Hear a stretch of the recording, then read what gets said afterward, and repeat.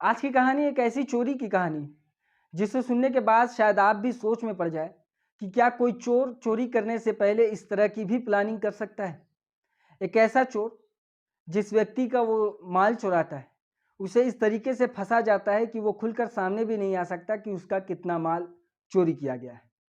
एक ऐसा चोर जिसने चोरी करने से पहले लगभग अपना 90 लाख रुपए खर्च कर दिया। एक ऐसा चोर जो चोरी का माल जब वापस से पकड़ाता है उसके बाद भी वो चोर प्रॉफिट में होता है। ये सारी कहानी जयपुर की है। जयपुर जयपुर के एक मशहूर डॉक्टर डॉक्टर सुनीत सोनी। ये हेयर ट्रांसप्लांट और बाल से संबंधित जितने भी रोग होते हैं उसके डॉक्टर होते हैं।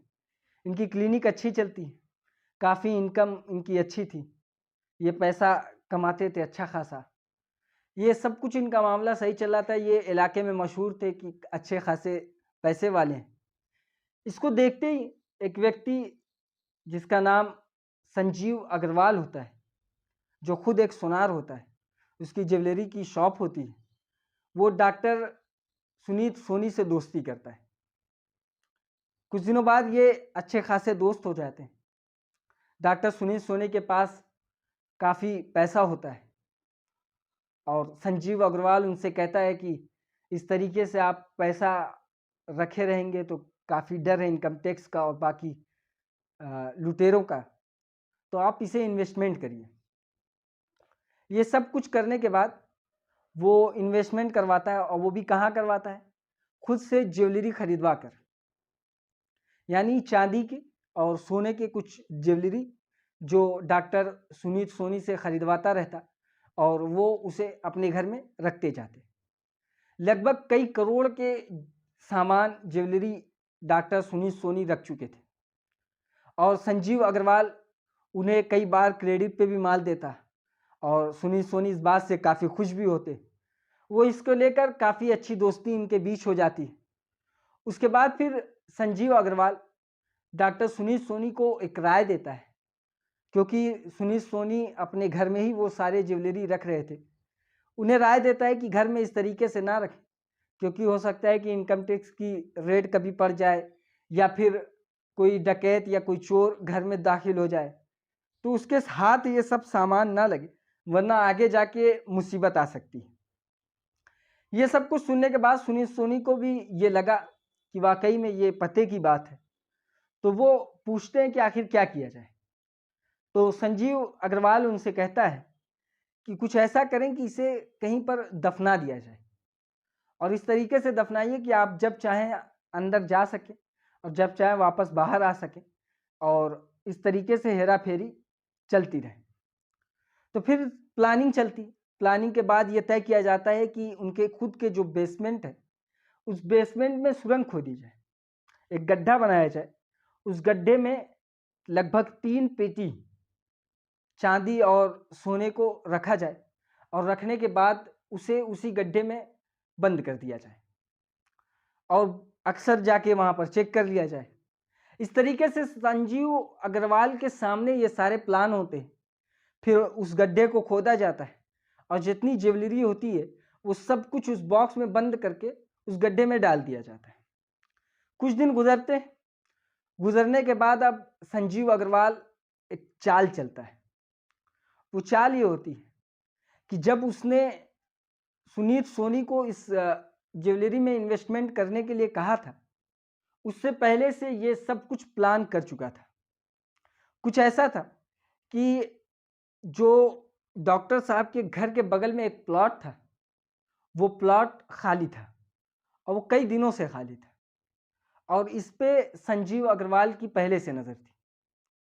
संजीव अग्रवाल उस प्लॉट को खरीदवाता है। लगभग 85 लाख या 90 लाख के करीब उस प्लॉट का दाम होता है। वो खरीदवाता है, लेकिन एक चालाकी उसकी ये होती है कि वो अपने नाम नहीं खरीदवाता। उसी का एक नौकर जिसका नाम हरियर, उसी के नाम से वो प्लॉट खरीदा जाता है। खरीदने के बाद संजीव अग्रवाल उसमें बाउंड्री कराता है।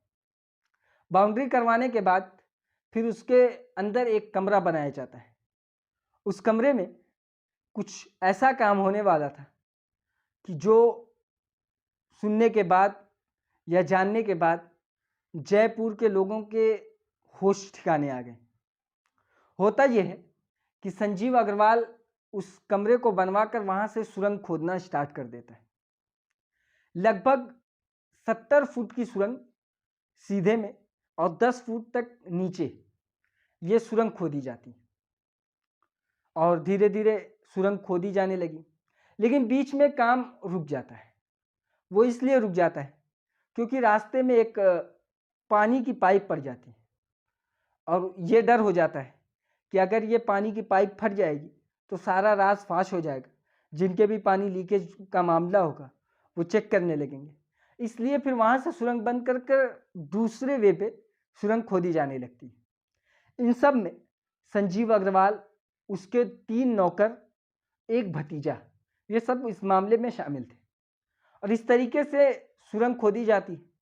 लगभग 10 दिन के बाद सुरंग पूरी तरह से खोदी जा चुकी थी। उसके बाद फिर सुरंग के अंदर से ये लोग जाते हैं उस तहखाने में, उस बेसमेंट में, डॉक्टर सुनीत के बेसमेंट में। वहाँ से बॉक्स खोलते हैं और सारी ज्वेलरी को निकाल कर वो वहाँ से फरार हो जाते हैं। उसके बाद लगभग 10 दिन तक माहौल शांत होता है, 10 दिन तक शांति फैली रहती है। फिर अचानक एक दिन सुनील सोनी ये चेक करने के लिए कि उनका माल सेफ है, सब कुछ चेक करने के लिए वो बेसमेंट में जाते हैं। बेसमेंट में जाने के बाद उन्हें ये महसूस होता है कि कुछ खोदा खोदा सा आसार दिख रहा था, यानी किसी चीज़ के खोदे जाने की, उस जगह के खोदे जाने की उनको भनक पड़ती है। वो देखते हैं, उसके बाद बॉक्स खोलते हैं। बॉक्स खोलते हैं तो उनके पैर से ज़मीन खिसक जाती है, लेकिन एक और ज़मीन खिसकती है। जब वो बॉक्स उठाते हैं तो देखते हैं वहाँ से एक सुरंग पूरी बनी हुई। वो पुलिस को कॉल करते हैं, पुलिस को बताते हैं कि उनके कुछ पुश्तैनी जेवर थे जो कि दादा और परदादा के ज़माने के थे, वो चोरी ना हो जाए, डाकुओं के हाथ ना लग जाए, इसलिए हमने उन्हें बेसमेंट में गाड़ा था सेफ रहने के लिए, सेफ रखने के लिए। तो वो सब चोरी हो चुके हैं। पुलिस उसके बाद आती है, पुलिस सुरंग देखती है कि सुरंग यहाँ पे बनी। सुरंग से जब निकलती है, सुरंग से निकलने के बाद देखती है तो जाती है वो वहीं पर जहाँ वो कमरा होता है और वो हाथा घेरा होता है। कमरे में जाने के बाद वो जब कमरे से निकलती है उसके बाद पता करती है कि कमरा कितना है, किसका है। पता चलता है कि ये कमरा हरियर के नाम से। उसके बाद हरियर को तलाश किया जाता है, हरियर पकड़ाता है। उसके बाद उसे सख्ती से पूछताछ उससे की जाती है तो वो सब कुछ उगल देता है। जहाँ ये सब पकड़ाता है उससे पहले वहाँ संजीव अग्रवाल और बाकी उसके भतीजे और बाकी जो 2 नौकर थे वो फरार हो चुके होते हैं। उसके बाद मामला आगे बढ़ता है। आगे बढ़ने के बाद ये देखा जाता है, पुलिस तफ्तीश करती है कि आखिर माल कितने का था जिसके लिए 90 लाख रुपए की मालियत की ज़मीन खरीदी गई, वो भी अपने नौकर के नाम पे। तो सुनीत सोनी से जब पूछा जाता है तो सुनीत सोनी फिर आके एक रकम बताते हैं कि लगभग इतने का माल था। लेकिन हकीकत ये होती है कि वो अभी भी उसका असली रिकवरी, असली मालियत नहीं बताते, क्योंकि उन्हें ये डर होती है कि आगे जाने के बाद फिर उनके ऊपर इनकम टैक्स की नज़र पड़ जाएगी और इस तरीके से मामले से बचने के लिए वो असली रकम नहीं बताते। उसके बाद फिर खोजा जाता है बाकी संजीव अग्रवाल और उनके रिश्तेदारों को। उसके बाद फिर माल पकड़ाता है, लेकिन माल की मालियत कम बताने की वजह से जितने की मालियत होती है लगभग उसके करीब माल रिकवर होता है। लेकिन अब भी संजीव अग्रवाल, जिसने ये शुरू से आखिरी तक चोरी की प्लानिंग की, पहले डॉक्टर से दोस्ती की, उसके बाद खुद का माल उनको बेचा, अब माल बेचने के बाद खुद ही उस माल को उड़ा भी ले गया और उससे पैसा जो निकला उससे और लगभग 17 लाख रुपए का वो माल बेच भी चुका था। अब बताया ये जा रहा था कि लगभग 2 करोड़ 3 करोड़ से ऊपर ये डॉक्टर साहब की बताई हुई रकम के मुताबिक 2 करोड़ 3 करोड़ के मुताबिक सामान था। इस तरीके से वो कुछ माल बेच भी चुका था और उस पैसे से वो कर्जदार था तो वो अपना कर्जा चुका रहा था। लेकिन उसके बावजूद संजीव अग्रवाल अभी भी बेनिफिट पे था और वो पकड़ाया। बाकी उसके रिश्तेदार जो जो इसमें शामिल थे, जो नौकर शामिल थे, सब लोग पकड़ाए और पकड़ाने के बाद उनके ऊपर कार्रवाई की गई थी। ये थी आज की कहानी। इसी तरीके की और कहानी सुनने के लिए हमारे चैनल को सब्सक्राइब करें और बेल आइकॉन को ज़रूर दबाएं।